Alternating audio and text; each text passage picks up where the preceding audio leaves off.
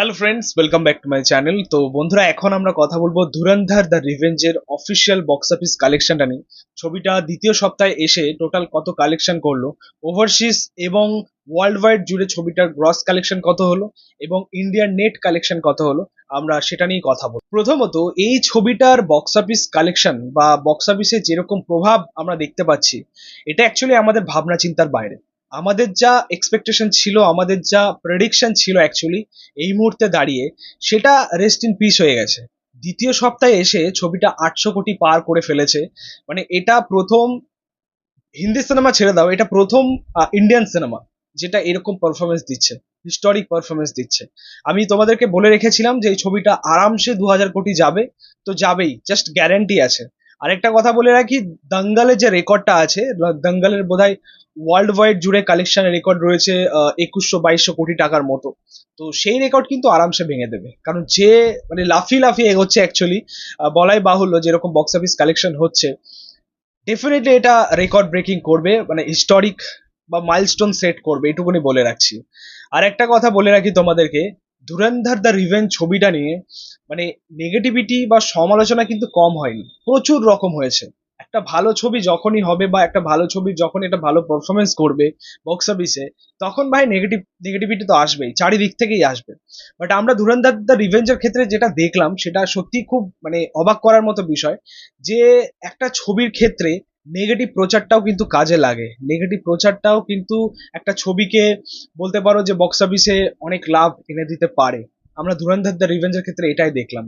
অনেক সময় কি হয় যে নেগেটিভ প্রচার বা সমালোচনা করলে একটা ছবি হয়তো ব্যবসাতে একটু ডাউন খায়, বাট এক্ষেত্রে ভাই অন্য লেভেলের কিছু দেখলাম।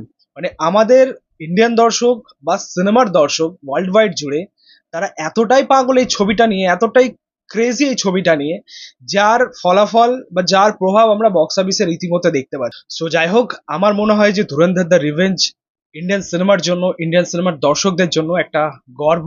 পাশাপাশি আমরা জানি যে ওয়ার্ল্ড ওয়াইড জুড়ে এরকম অনেক সিনেমা রয়েছে যেগুলো বক্স অফিসে বেশ ভালো কালেকশন বা ভালো রেকর্ড গড়ে বসে আছে, কিন্তু আমরা এই মুহূর্তে দাঁড়িয়ে বলতে পারি যে আমাদের কাছে একটা ধুরন্ধর রয়েছে।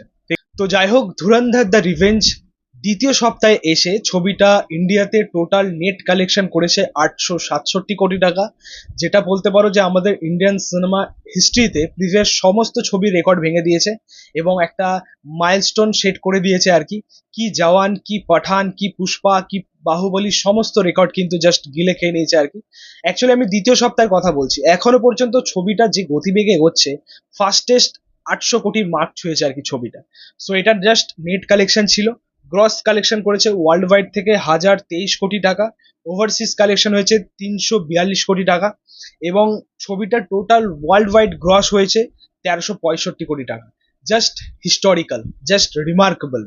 এবং তোমাদেরকে জানিয়ে রাখি যে ধুরন্ধর পার্ট ওয়ানের ছবির কালেকশন ছিল, মানে ওয়ার্ল্ড ওয়াইড জুড়ে গ্রস ছিল হচ্ছে 1330 বা 35 কোটি টাকার মতো, ঠিক আছে? তো সেই রেকর্ডে কিন্তু পাস্ট হয়ে গেছে। এখন আমরা আগামী হিস্ট্রির দিকে এগোচ্ছি আর কি। সো ডেফিনেটলি বলা যায় যে ধুরন্ধর দ্য রিভেঞ্জ কিন্তু একটা রেকর্ড ব্রেকিং মাইলস্টোন সেট করবে আর কি ইন্ডিয়ান সিনেমার জন্য। তো এটা অ্যাকচুয়ালি বেশ এক্সাইটিং একটা বিষয়। তো যাই হোক, তোমাদের মতামতটা কিন্তু অবশ্যই কমেন্টে জানিও।